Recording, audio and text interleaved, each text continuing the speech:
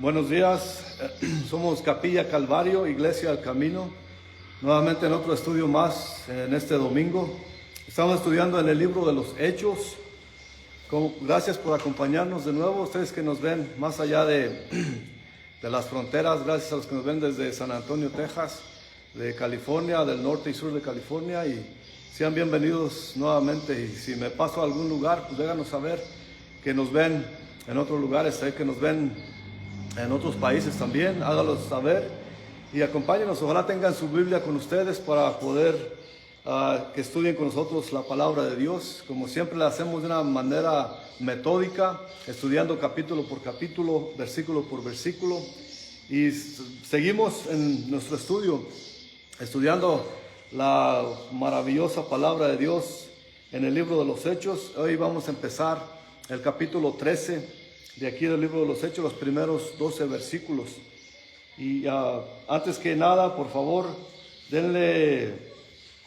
compartan el video si les gusta, para que más personas nos puedan ver y puedan regarse más la palabra de Dios. Y continuamos pidiendo oración para todos aquellos que nos ven más allá, que oren por nosotros aquí en Michoacán. Estamos tratando de empezar esta iglesia. Sabemos que si es la voluntad de Dios, va a traer gente aquí a escuchar la palabra de Dios. Y de nuevamente sean bienvenidos y gracias por acompañarnos. Y empezamos en el capítulo 13, del versículo 1 al 12, dice la palabra de Dios. Había entonces en la iglesia que estaba en Antioquía profetas y maestros: Bernabé, Simón, el que se llamaba Niger, Lucio de Cirene, Manaén, y el que se había criado junto con Herodes, el tetrarca, y Saulo. Ministrando estos al Señor y ayunando, dijo el Espíritu Santo: apártenme a Bernabé y a Saulo para la obra que les he llamado. Entonces, habiendo ayunado y orado, les pusieron las manos y los despidieron. Ellos entonces, enviados por el Espíritu Santo, descendieron a Seleucia, y de allí llegaron a Chipre, y llegados a Salamina, anunciaban la palabra de Dios en las sinagogas de los judíos. Tenían también a Juan de ayudante, y habiendo atravesado toda la isla hasta Pafos, hallaron en cierto mago, falso profeta judío llamado Barjesús, que estaba con el procónsul Sergio Paulo, varón prudente. Este llamando a Bernabé y a Saulo, deseaba oír la palabra de Dios, pero le resistía Elimas, el mago, puesto que se traduce así su nombre, procurando apartar de la fe al procónsul. Entonces Saulo, que también es Pablo, lleno del Espíritu Santo, fijando en él los ojos, dijo: oh, lleno de todo engaño y de toda maldad, hijo del diablo, enemigo de toda justicia, ¿no cesarás hasta trastornar los caminos rectos del Señor? Ahora pues, he aquí, la mano del Señor está contra ti, y serás ciego y no verás el sol por algún tiempo. Inmediatamente cayeron sobre él la oscuridad y las tinieblas, y andando alrededor buscaba a quien le condujese de la mano. Entonces el procónsul, viendo lo que había sucedido, creyó maravillado en la doctrina del Señor. Señor, gracias de nuevo por su palabra. Le pedimos, Señor, que su Espíritu Santo sea con nosotros, que por nuestros propios medios somos incapaces de entender su palabra, Señor. Pero sabemos que usted y su Espíritu Santo, por medio de él, podemos entenderla, recibirla y guardarla en nuestros corazones, Señor. Le pedimos que nos instruya, que sea con nosotros y que podamos entender lo que su palabra tiene para nosotros este día, Señor. Bendiga este tiempo, bendiga las mentes y los corazones que están conectados por medio de la internet y todos los que estamos aquí presentes, Señor. Ténganos de su mano y guíenos, protéjanos e instruyanos este día. Se lo pedimos en el nombre de Jesucristo nuestro Señor. Amén. Sabemos que todo esto habíamos estudiado desde hasta ahorita, que el apóstol Pedro había sido el que encabezaba todos nuestros estudios aquí hasta Hechos. Pero ya llegando aquí a 13 vemos que Pedro se se fue, se desapareció y no sigue más estando aquí en las Escrituras. Pero vemos aquí entonces que la iglesia estaba en Antioquía. Y en Antioquía habla de los profetas y maestros. Y los nombra por nombre: Bernabé, Simón, Niger, Lucio de Cirene, Manaén, el que se había creado junto con Herodes, el tetrarca, y Saulo. Y como antes hemos expresado en nuestros estudios de este libro de los Hechos, el centro del ministerio cristiano había sido Jerusalén. En ese tiempo todavía la iglesia y el núcleo de la iglesia estaba en Jerusalén. Pero vemos cómo se va moviendo. Se va, mientras la palabra de Dios se va difuyendo por todo el mundo y se va desplazando, entonces va usando el Señor su gente. Vemos cómo estaba usando a Pedro, cómo estaba usando a los demás apóstoles y llevando la palabra por todos lados alrededor de Jerusalén. Ahora llegamos a Antioquía. En Antioquía es una isla del Mediterráneo donde era un gran puerto, era muchos negocios se llevaba aquí, así que había mucho dinero en movimiento allí. Y era una ciudad grandísima también. Y por ahí vemos que Pedro había sido el apóstol principal de nuestros estudios. Y ahora nos vamos a mover un poco a Pablo, a San Pablo, que todavía es nombrado Saulo. Hasta que llegamos a este punto es cuando ya Saulo se convierte en el apóstol Pablo y se nombra aquí de esa manera. Así que eso, los líderes de la iglesia, como vimos anteriormente en el capítulo 11, que estaban primordialmente en Jerusalén, pero se está moviendo la palabra de Dios, se está yendo, como Jesús les dijo a sus discípulos, que la palabra de Dios tenían que llevarla por todos los rincones del mundo. Vemos como les dijo desde el capítulo 1, que el Espíritu Santo les dijo que la palabra de Dios iba a ir a Jerusalén, a moverse por todos lados. Palestina básicamente era su centro de atención de todos ellos. Y los Samaria y los confines del mundo. Eso es lo que dijo el Señor. Y vemos cómo se está yendo. Y es importante cómo nombra aquí a estos hombres, empezando con Bernabé. A Bernabé sabemos que ya lo vimos desde el capítulo 4 de este libro de los Hechos, cuando el Señor encontró a Saulo y lo derribó del caballo y le produjo cejera. Vimos que primero en ayudarle, aparte de Nehemías, fue Bernabé, quien le ayudó a que los otros discípulos lo aceptaran a él, porque sabemos que Pablo era un enemigo de la iglesia cristiana.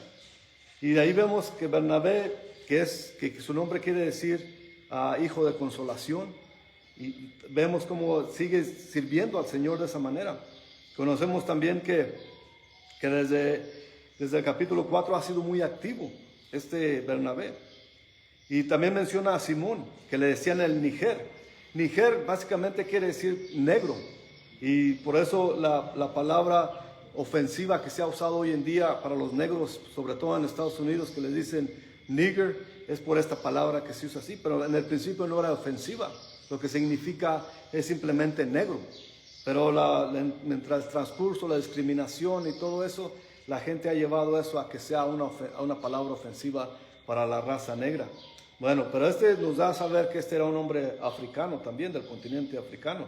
Sabemos que estaba muy, muy cerca Cirene, que también Lucio, que se nombra aquí, Lucio de Cirene, es otro hombre africano, que quizás también de color negro, que también era de ese continente.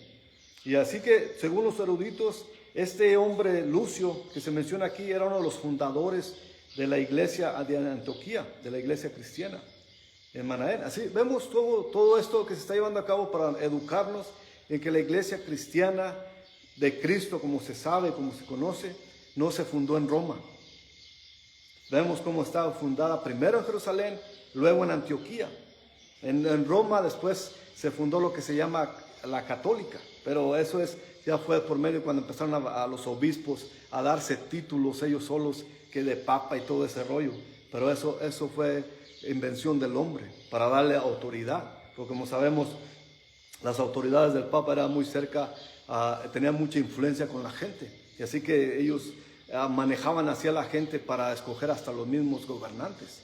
Y eso es solamente para que nos demos una manera de saber la historia del cristianismo como tal. Así que ellos todo esto, también menciona a otro hombre llamado Manaén, que ese hombre se crió, según la historia, se crió con Herodes, el tetrarca. Y este Herodes Antifa fue el que mandó matar a Juan Bautista. Y no sabemos, no se nos dice aquí, que este Manaén quizás se convirtió al cristianismo después de cierto tiempo, pero él creció con este Herodes. Y vemos ahí la diferencia, que él siendo la familia de Herodes por adopción, pero él escogió los caminos del Señor, mientras que Herodes pereció en su pecado también. Y eso es importante también saber. A estos hombres se les llamó maestros de la iglesia local y también profetas, y ayudaron en la fundación de la iglesia proclamando la palabra de Dios. Porque eso es lo que dice Pablo en Efesios 2:20, que dice: edificaos sobre el fundamento de los apóstoles y profetas, siendo el principal piedra de ángulo Jesucristo mismo. Entonces ahí se le da la importancia a Jesucristo como Señor y Salvador. Pero aquí dice que usa a los hombres como fundamento apóstoles. Y una vez más, apóstoles y profetas fueron aquellos que fundaron la iglesia. Después estos dones fueron pasando al pasado, y ahora solamente ya no hay profetas como tal, ni apóstoles tampoco como tal. Y eso es importante que lo sepamos, porque siempre hay gente que se nombra apóstoles hoy en día, pero no son nada de eso, porque no califican para ser. Y eso ya lo hemos visto varias veces, que la calificación no la tienen para llamarse a sí mismos apóstoles. Se llaman así porque se quieren dar importancia, pero no es porque lo sean. Estos eran anunciados que los profetas en ese tiempo anunciaban más bien lo que ya había pasado, aunque sí había profetización como tal, que anunciaban como las cosas que iban a acontecer después, porque eso estaba fundamentando la iglesia, y se estaba fundamentando de esa manera, que Dios usaba a estos hombres como profetas y maestros. Porque aquellos, se nos acordamos del profeta Agabo, por ejemplo, que él anunció que iba a haber y esto lo estudiamos precisamente en el capítulo 11. Si se acordarán que Agabo fue el que dio la profecía de que iba a haber gran hambre en esas tierras, y cómo Bernabé y Saulo en ese tiempo fueron a llevar ayuda a los de Jerusalén, precisamente por la hambruna y por las necesidades que estaban pasando. Y eso es, pues vemos viendo cómo Dios acomoda las cosas, cómo los maestros afianzan y convierten a la doctrina de la fe, porque es importantísimo que escuchemos la palabra de Dios y sintamos lo que es conocer a Dios. Conocer su palabra no es solamente de emociones, no es una fe ciega, que nos dicen haz esto porque esa es tu fe, y hacerlo solamente así. Tenemos que saber de qué viene y por qué viene, porque Dios es grande y poderoso, y Él nos da la habilidad a nosotros de poder entender por medio de su palabra. Y no hay nada que podamos hacer nosotros o inventar, porque si no está en la palabra de Dios, entonces son puros inventos humanos del hombre que quiere hacerlo a su manera. Pero Dios fundamentó la iglesia de tal manera que fue al alcance de todos. Su palabra está al alcance de todos, gracias a Dios, y gracias a la gran reforma, como hombres como Martin Lutero, como Juan Calvino, como todas esas personas que empezaron a traducir la Biblia para la gente normal como nosotros. Así que todo eso, antes los obispos no dejaban que la gente estudiara la palabra, porque no querían que la gente supiera la verdadera palabra de Dios. Pero ahora ya tenemos no hay excusas para nadie ya. Está al alcance de nosotros, gracias a esos hombres que también fueron fundamentos usados por Dios, pero mucho tiempo después. Por ejemplo, Martín Lutero vivió en el año 1509. Entre 1509 y 1515 fue cuando él se opuso totalmente a los católicos, a los obispos, al Papa, y con mucho respeto. No quiere decir que él andaba desafiándolos, y él solamente quería una discusión con ellos. Decían porque los papas estaban cobrando por todas las indulgencias, sobre todo para edificar el templo que está en este caso en Alemania, el de San Pedro, la Basílica de San Pedro en Alemania. Pero eso nos da a entender que Dios nunca nos deja solos. En este tiempo que estamos viendo aquí a todos estos hombres edificando la iglesia, cimentándola, poniéndola en manera de que puedan construir el Señor, y la está construyendo hasta estos días. En esos años del 1500, en la Edad Media, hubo gran corrupción de la religión. Y todos, hombres como Martín Lutero y otros, vinieron al rescate de la sola palabra o sola escritura, como dicen ellos. Decían sola escritura. ¿Qué quiere decir eso? Que solamente nos basemos en la escritura, no inventos mafufos del hombre. Eso era algo aberrante para un verdadero amante de Dios, oír que estaban cobrando por todas las cosas en las iglesias. Era algo y Dios despertaba esas cosas en los hombres para que se opusieran y traían a la gente de nuevo a lo que es la palabra de Dios. Y es toda nuestra intención, venir a la palabra de Dios, enfocarnos en la palabra de Dios, guiarnos por medio de su palabra de Dios. Y si no creen en la Biblia, pues entonces no pueden ser guiados, no hay manera que hacer. Pero sigamos aquí, eso es importantísimo, y por eso me gusta pasar y escudriñar bien los versículos para que no se nos quede nada. Es importante que sepamos, la religión no es algo que Dios impuso, ni inventó, ni que Él empezó. La religión es totalmente del hombre. El hombre inventó esa religión. Dios solamente quiere una relación con los hombres, con su gente. Él quiere tener quiere ser nuestro Dios y que nosotros seamos su gente.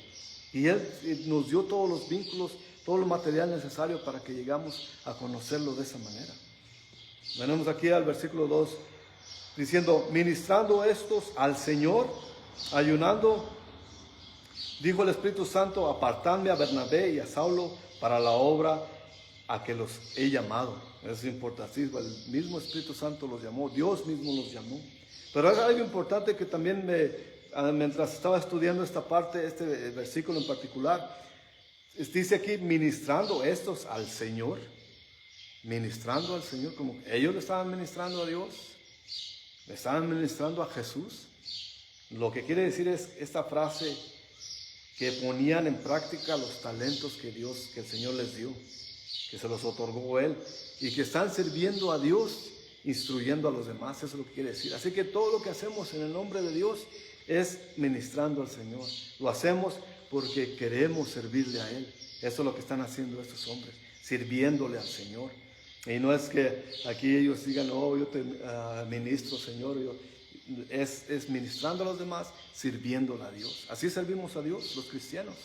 Servimos a los demás, nuestros talentos, nuestros dones, sirven para los demás. Y ese es el ejemplo que Cristo nos dio. Cristo nunca hizo un milagro para beneficiarse Él. Si vemos la historia de nuestro Señor mientras caminó en la tierra, todos los milagros fueron para los demás. Y por ende, nosotros, los talentos, los dones que Dios nos da, es para los demás. No es para nosotros acapararlo. Si Dios da hasta riquezas a la gente. Hay gente que nosotros conocemos que viven muy bien, que Dios les da recursos, materiales, dinero y todo eso, pero esa gente se cansa de dar a los demás, porque Dios les sigue llenando sus bolsillos de dinero porque ellos dan. Y a otros que Dios nos da el talento de servir a los demás, servimos. Un talento de hospitalidad, nos da el talento para servir. Eso es lo que se trata, de lo que estamos viendo aquí. Eso es ministrar al Señor. Y eso es lo que están haciendo estos también. Aquí también menciona la palabra ayunando. Y esta era una práctica muy común, que hoy en día casi no la usamos, porque ya la glotonía nos ha rebasado a todos nosotros, y más a los cristianos. Los cristianos que andan con su vasito de Starbucks, que andan allá con sus cositas, que todo ese rollo, que quieres ver a una persona con un vaso de café Starbucks, y si usted es uno de ellos, pues disculpe, pero es la mera neta, es la verdad. Pero la mayor parte de las veces ves una persona con un vaso de Starbucks, digo en su gran mayoría, sobre todo en Estados Unidos, es que es cristiano, o se llama cristiano, se hace llamar cristiano. Todo eso no es para ofender, solamente para decir que al ayuno era muy importante en la vida cristiana de la iglesia temprana, y que se ha dejado de un lado ahora. Y no es para juzgar, pero el ayuno no quiere decir sacrificarte o decir, Señor, sufro por ti. paso hambres por ti, oh, y no quiero comer por agradarte a ti. No es así. El ayuno es para desechar o dejar de lado lo carnal, lo físico y enfocarse en lo espiritual. Y entre más espiritual tenemos, más conciencia tenemos con Dios, más alcance podemos tener con Dios. Si negamos todo lo físico, si negamos lo carnal, entonces nos enfocamos. Por eso sirve el ayuno, para estar bien, totalmente conectados con Dios, espiritualmente sobre todo. Eso es lo que quiere decir. Y vemos como a ellos les nacía estar en ayuno para oír de Dios. Y eso es importante. Si quieres oír de Dios, niégate a ti mismo. Niégate a ti mismo, a ti misma. Llega en ese lugar, métete en tu ropero, en tu closet y ora a Dios. Niégate esas cosas que se te satisfacen físicamente. Y niégate a ello y ponte en oración con Dios. Y verás qué resultado tiene la espiritualidad. Porque es importante orar. Es muy importante para todo cristiano orar y estar en conexión con Dios. Pero es algo divino cuando tú niegas a tu cuerpo las cosas físicas y cuando estás totalmente espiritual en esa condición de oración con Dios. Eso es importante para todo ministerio individual, para oír de Dios. Si quieres oír de Dios, enfócate en su palabra. Muchos dicen, ¿por qué Dios no me habla? Porque Dios ya no habla como antes. Dios usa esto ya, su palabra. Y el ayuno y la oración también. Y por medio de eso Dios te va a instruir. Pero cuando solo quieres hacer lo que tú quieras, no esperes oír de Dios. Tu Dios eres tú mismo. Así que es importante el ayuno en toda congregación y en toda persona individual, por cierto. En otras palabras, el ministerio de la iglesia y el ministerio del Señor se sirven a sí mismos. Nosotros servimos a Dios sirviendo a los demás, ayunamos para oír de Él, no para agradarle a Él o a sufrir por Él. Es porque queremos estar más en espíritu que en cuerpo. Así que podemos servirnos a Dios y que Dios nos ministre Él y nos hable por medio de su palabra, por medio del ayuno. Así que todo eso es muy importante en nuestras vidas. Ayunar literalmente es apartarte tú solo con tu espíritu y estar con Dios. Así que es importante ver esas palabras, estos versículos que son muy, muy llenos de alimento para nosotros, alimento espiritual. Así que todo esto, el Espíritu Santo, habiendo ayunado, el Espíritu Santo le dice: apartadme a Bernabé y a Saulo para la obra que les he llamado. Él los llamó. Él los puede. Ya cuando estás tú listo para servir a Dios, entonces Dios te llama. Y no quiere decir que Dios no quiere perfección. Lo que quiere es Dios que tú quieras servirle a Él, pero con las condiciones y con las intenciones reales. Tu intención tiene que ser servirle a Él, no a llenarte de gloria para ti mismo, pero es servirle a Él y que Él te llame. Él está totalmente enfocado en el Espíritu, donde podemos estar con Dios, desecharlo todo lo material y buscar lo divino. Entonces el Espíritu Santo se los llamó a estos hombres, llamó a Saulo y a Bernabé para que ministraran a los gentiles. Así que desde su conversión Pablo ya sabía, ya se le había dicho al Señor. El Señor le dijo a Ananías que Saulo iba a ser Pablo el que iba a servir a Dios para los gentiles. Él ya sabía su llamado, y ahora es también llamado Bernabé. Esa es y como dije antes, Bernabé, él ya estaba sirviendo al Señor. Desde siempre lo hemos visto envuelto en el ministerio, pero ahora el Espíritu Santo lo llama a él para que sea compañero de Saulo y de Pablo. Bueno, es el mismo, Saulo y Pablo. Esa es una armonía completa. La iglesia orando, el Espíritu guiando y la iglesia obedeciendo. Y salió en rima, aunque no lo intenté de esa manera, pero es lo que pasa aquí. Vemos la armonía de Dios con su gente. Su gente, ¿qué hace? Va, se postra ante Dios, se pone en ayuno para estar espiritualmente listos para oír de Él. y cuando la armonía se pone en sync, se pone en línea, que todo está sonando bien, que todo está yendo bien, la iglesia está orando, el Espíritu guiando y la iglesia obedeciendo. Y eso es nuestro deber. Eso es lo que hacemos. Señor, si el Señor nos pone algo en el corazón, que yo no soy muy confortable con la gente que dice, ni yo mismo cuando digo, Dios me dijo, o el Señor me dijo. Es algo así como decir, el Señor ya no habla igual que antes. Y a veces el llamado es tan fuerte que no te puedes escapar y te lo vuelve a confirmar vez tras vez. Pero vemos que ese es el llamado y la confirmación viene por la palabra y por los hermanos de la iglesia. Eso es lo más bonito que está. Esa es la línea, esa es la armonía que tiene que haber entre hombre, servidor y el Espíritu Santo y Dios. Así está en guía. Y ya vemos aquí, sigue el versículo 3 y menciona otra vez de nuevo. Entonces, habiendo ayunado y orado, les impusieron las manos y los despidieron. Ya mencioné que orar es importante, súper importante. Es lo mejor que tenemos para nuestro Señor. Que a veces somos muy negligentes en usar ese poder que tenemos. Esa virtud que Dios nos ha dado para estar en oración con Él. Es importantísimo orar y orar y orar. Eso es una práctica que tenemos que adoptar como común en nuestras vidas como cristianos. Y aquí vemos que también dice, les impusieron las manos y los despidieron. La imposición de las manos también era una muy práctica que abundaba en la iglesia temprana. Y es lo que se hacía, es que identificaba y afirmaba la misión a que los ciertos individuos eran llamados por Dios. Como aquí ya vimos que anteriormente Bernabé y Saulo fueron llamados. Entonces la iglesia lo que hace como obediencia, les impone manos, no porque sea necesario o no porque tienen algo especial, simplemente por obediencia, orando por ellos y poniéndoles manos.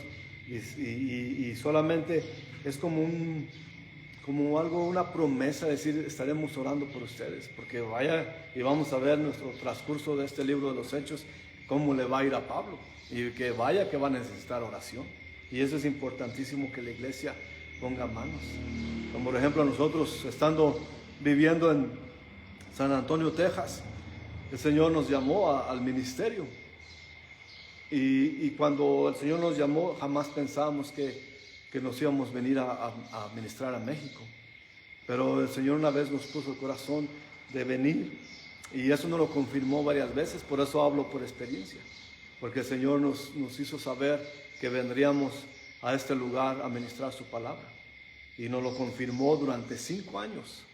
O sea que no fue algo fácil para nosotros, porque la verdad es que humanamente no queríamos venir.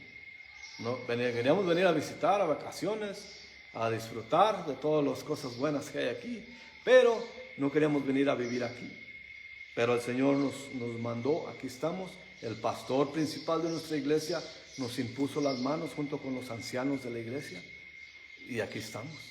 No es que esa impuesta de manos fuera que ya la vas a hacer, o que eso es por una promesa de oración, que ellos continuamente están orando por nosotros, porque sabe que necesitamos esa oración, porque sabe que hay muchas cosas que pueden tropezarnos, porque sabe que el enemigo está moviéndose en estos lados muy bravamente, y que el enemigo está usando cosas para distraer a la gente, para desviarlas, como vamos a ver más adelante, cómo el enemigo usa cosas para desviar a la gente de la verdadera palabra de Dios. Continuamos aquí diciendo el versículo 4 y 5. Ellos entonces, enviados por el Espíritu Santo, descendieron a Seleucia, y de allí navegaron a Chipre, y llegados a Salamina, anunciaban la palabra de Dios en las sinagogas de los judíos. Tenían también a Juan de ayudante. Este Juan lo volveremos a ver, y este Juan es Marcos. Juan Marcos se llama. Pero vemos aquí que Bernabé y Saulo se llevaron con ellos a Juan Marcos, y este Marcos es sobrino de Bernabé. Eso lo sabemos por medio del capítulo 4 de Colosenses versículo 10. Ahí dice que es sobrino de Bernabé, así que es pariente de Bernabé. Y la casa, si se acuerdan ustedes cuando estudiamos el capítulo anterior, cuando Pedro lo tenían apresado, que la gente que estaba orando por él estaba en la casa de la mamá de Juan Marcos. Ahí era la casa donde se juntaban los creyentes a orar, y era una congregación en esa casa. Así que este Juan Marcos ya está destruido, es un jovencito, por cierto. Eso lo vimos en el capítulo 12.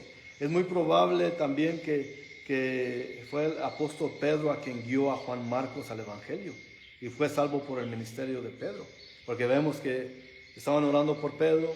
La mamá de este Juan Marcos era la dueña de la casa donde oraban ellos por Pedro precisamente, y así que Pedro fue el que ministró a esa familia. Por medio de Pedro vinieron a conocer a Jesucristo nuestro Señor. Así que todo va entrelazando, y ese Juan Marcos es sobrino de otro hombre piadoso de Dios, que es Bernabé. Y porque Pedro también lo llamó a él hijo, pero no era que fuera hijo natural, sino que hijo en la fe. Por eso decimos que también, eso está en 1 de Pedro 5:13 como referencia.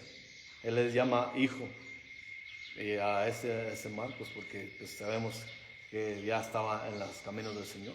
Sin dudas, Juan Marcos ayudó a Bernabé y a Saulo, a Pablo, en muchos modos, en las maneras prácticas, para que ellos se enfocaran en la palabra de Dios. Y de esa manera lo llevaron a él como ayudante también. Y como Bernabé y Pablo necesitaban gente que les ayudara en las cosas prácticas de lo que era la iglesia, pues también se les hace falta, porque todas las iglesias necesitan ayuda. Todas las iglesias necesitan gente que venga, porque va a haber necesidades, y más si las iglesias van creciendo. La iglesia no solamente se compone de un pastor, y a veces cometen el error, la gente, de dejar al pastor solo. El pastor acomoda las sillas, el pastor barre, el pastor limpia el lugar, el pastor sirve todo lo demás, pero no viene la gente a ayudarlo a hacer las cosas manuales de la iglesia. Y es cuando viene la gente, cuando vienen los Juan Marcos a ayudar a las cosas prácticas de la iglesia, a ayudar a la gente de Dios. Eso es importantísimo. Y no es que sean menos que el pastor, de ninguna manera. El pastor ya le dio el don, que los que hablamos antes, Dios lo instruyó para que impartiera la palabra. No es que sea más importante. Pero esa persona que es como Juan Marcos, que limpia, que barre y que limpia las sillas, es importantísimo también, porque está sirviendo a la gente de Dios. Así que no nos confundamos tampoco, que hay como es la gente que ve la gente líder espiritual, que se ponen sus gorros altísimos y que con esos hacen saber su jerarquía y su importancia. Para Dios no hay niveles. Para Dios servidores son servidores, y aquel que barre como aquel que ministra la palabra es igual para el Señor. No tenemos que confundir las cosas también. No es menos valioso aquel que hace cosas manuales que aquel que ministra la palabra de Dios.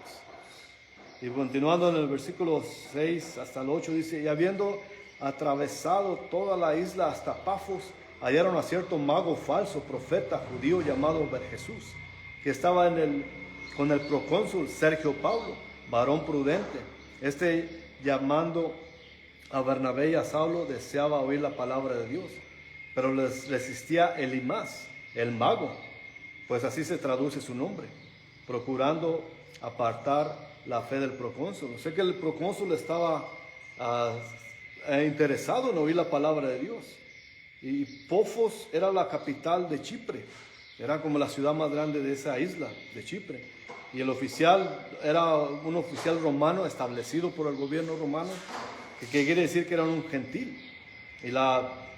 Pero él, siendo gentil, que le interesaba lo que estos hombres querían decir de la palabra de Dios. Pero este hombre que se oponía a este falso profeta judío, que no era muy común, que hubiera un judío que fuera falso profeta, y lo más inusual era que fuera mago o hechicero. Pero este hombre se hacía pasar por hechicero, por mago y por un profeta, según él. Así, pero los judíos rechazaban totalmente eso de la magia y todo eso. Así que por eso era muy, muy raro que este hombre, que se le llama Elimás, como dice aquí, que así se traduce su nombre, Elimás quiere decir hechicero o sabio. Este evento es una ilustración de la enseñanza de nuestro Señor Jesús en la parábola del trigo y la cizaña. Y me acuerdo de esto porque en Mateo 13, versículo 24 hasta el 30, allí habla Jesús acerca de la parábola del trigo y de la cizaña o de la hierba. Porque ahí se los leo rápidamente, ahí dice: y refirió esta parábola diciendo: el reino de los cielos es semejante a un hombre que sembró buena semilla en su campo. Pero mientras dormían los hombres, vino su enemigo y sembró cizaña entre el trigo y se fue. Y cuando salió la hierba y dio fruto, entonces apareció también la cizaña. Vinieron entonces los siervos del padre de la familia y le dijeron: Señor, ¿no sembraste buena semilla en tu campo? ¿De dónde salió esta cizaña? Y les dijo: un enemigo ha hecho esto. Y los siervos le dijeron: ¿quieres pues que vayamos y la arranquemos? Y les dijo: no sea que arrancar la cizaña, arranquéis también con ella el trigo. Dejad crecer juntamente todo. Y al tiempo de la siega, yo diré a los segadores: recoged primero la cizaña y atadla en manojos para quemarla, pero recoger el trigo en mi granero. O sea que sí, déjenlo que crezca junto, después me encargaré de ellos. Lo que quiere decir que se van a inmiscuir, se van a meter falsos creyentes en la iglesia. Pero el Señor dice: déjalos crecer, porque a la hora del juicio, yo recogeré lo que es mío, el trigo, que son sus hijos de él, y la hierba, la cizaña, la echaré al fuego. Eso es importantísimo saber lo que el Señor va a manejar, su semilla, su trigo limpio, porque Él va a recoger puro trigo limpio, lo verdadero, lo genuino, aquello que es falso, lo que es hierba, lo que es cizaña, lo desechará en el fuego. Y eso es sinónimo, y eso es haciendo alusión del cielo y del infierno, porque lo bueno se lo llevará a él, a su granero, que es el cielo, y lo malo lo quemará, que es el infierno. Y ya para terminar, del versículo 9 al 11 dice: entonces Saulo, que también es Pablo, lleno del Espíritu Santo, fijando en él los ojos, dijo: oh, lleno de todo engaño y de toda maldad, hijo del diablo, enemigo de toda justicia, ¿no cesarás de trastornar los caminos rectos del Señor? Ahora pues, he aquí, la mano del Señor está contra ti, y serás ciego y no verás el sol por algún tiempo. E inmediatamente cayeron sobre él la oscuridad y tinieblas, y andando alrededor buscaba a quien le condujese de la mano. Pablo reconoce por medio del Espíritu Santo que este hombre es un hijo del diablo, y que está siendo usado por el diablo. Y no nos confundamos también, porque así como vimos que el Señor llama a gente a ser usada por él, también el diablo tiene su gente. Y si no hay dos tazas, o no hay doble taza, no hay dos maneras. No es de que a un tiempo sirves a Dios y a un tiempo sirves al diablo. El diablo tiene así como Dios tiene sus sirvientes, sus siervos, el diablo también tiene quien le sirva. Y aquí vemos un ejemplo. Si usted no sirve a Dios, entonces está sirviendo al diablo, y no hay medias tazas. La cosa es que vemos por medio de la palabra de Dios que si no servimos a Dios, entonces no estamos sirviendo a Dios para nada, pero estamos sirviendo al diablo. Cuando hay cizaña, cuando hay falsedad, cuando hay hipocresía, cuando hay amargura y cuando hay odio, esas señales de cizaña, y con eso va a lidiar Dios. Y la única manera que tenemos que hacer, porque todos somos capaces de sentir eso, como humanos que somos. La cosa es arrepentirnos, pedirle perdón a Dios y venir ante Él. Porque tenemos la decisión y Dios nos ha enseñado. El contexto de nuestro estudio es que la palabra de Dios va recorriendo el mundo y que nosotros no tenemos excusa. Y siento decirle que si usted está oyendo este mensaje, este estudio, no tiene excusa, porque ya ha oído la palabra de Dios y ya ha oído la verdad. Y si usted sigue empecinado en ser religioso, en ser servidor del diablo, pues si no se arrepiente, le va a esperar lo que la cizaña le espera, como dice la palabra de Dios, que la cizaña será echada al fuego.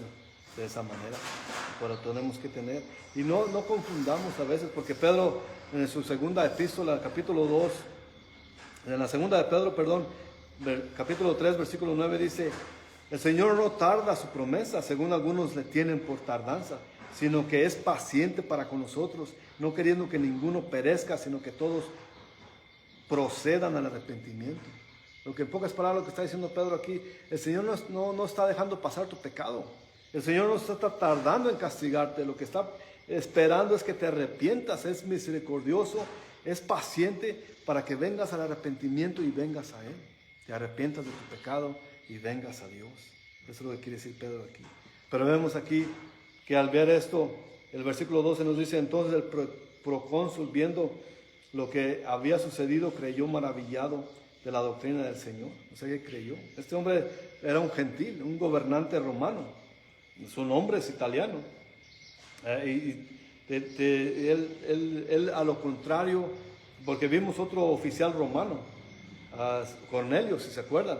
Cuando vimos a Cornelio en el capítulo 10, Cornelio siquiera tenía esa actitud de venir al templo y de orar y de pedir a Dios que le mandara, que lo bendiciera, vamos, y que le mandara su palabra. Pero este hombre no tenía ninguna,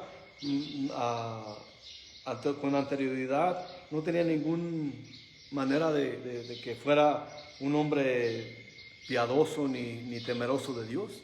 Pero era un hombre que oyó la palabra de Dios, que vio como le enseñó Pedro y Bernabé, y él creyó en la palabra. Así que aunque no hubiera evidencia de que este hombre ya había sido ministrado anteriormente, él oyó la palabra de Dios y vino a él. Vino y creyó. No tenía antecedentes religiosos del judaísmo tampoco. Su vida era una forma pagana y tradicional. Pero se maravilló de la doctrina de nuestro Señor Jesús y vino a salvación, según lo que dice aquí. Y eso es lo que tenemos todos nosotros. También todos nosotros hemos vivido una vida pagana, una vida mundana, pero tenemos la habilidad de escuchar cuando escuchamos la palabra de Dios y podemos hacer nuestra decisión por Él. Así que lo único que queda es arrepentirnos de nuestros pecados, venir al Señor y pedirle que sea nuestro Señor y Salvador. Y esa es la palabra de Dios es contundente, tan contundente que no podemos ser engañados. Si la leemos como la leemos versículo por versículo y capítulo por capítulo. Entonces, por medio de eso, venimos a ver lo que le agrada a Dios y lo que no le agrada. Y todo lo que está en contra de la palabra de Dios. Y podemos escoger. Podemos escoger vivir una vida con religión, sin ninguna relación con Dios, o venir a arrepentirnos de todos nuestros pecados y venir arrepentidos por la sangre poderosa de Jesucristo nuestro Señor, pedirle perdón y pedir ser de Él. Tenemos que hacer nuestra decisión. Cada día es una decisión que hacemos. No es que porque un día estemos con sentimientos, con emociones y decir, sí quiero a Jesús, y otro día vivir como queramos. No es así. Cada día tenemos que hacer la decisión de vivir por Él. Y si usted le gustaría venir a ser familia de Dios, de Jesucristo nuestro Señor, háganoslo saber. Yo soy uno de los que no cree que una oración salva a una persona, pero una vida entregada a Él sí. Así que la decisión es de usted, como siempre. Nosotros nomás cumplimos con hacerle llegar la palabra de Dios. Que Dios los bendiga grandemente. Nos vemos la próxima vez. Y sigan orando por nosotros. Si les gusta el video, por favor, compártanlo. En unas horas más, este mismo video va a estar disponible en YouTube, para que nos busquen en Capilla Calvario, Iglesia El Camino también. Que Dios los bendiga grandemente y oren por nosotros, por favor. Que Dios los llene de su paz, de su gozo y de su presencia en sus hogares. Hasta luego, que Dios los bendiga.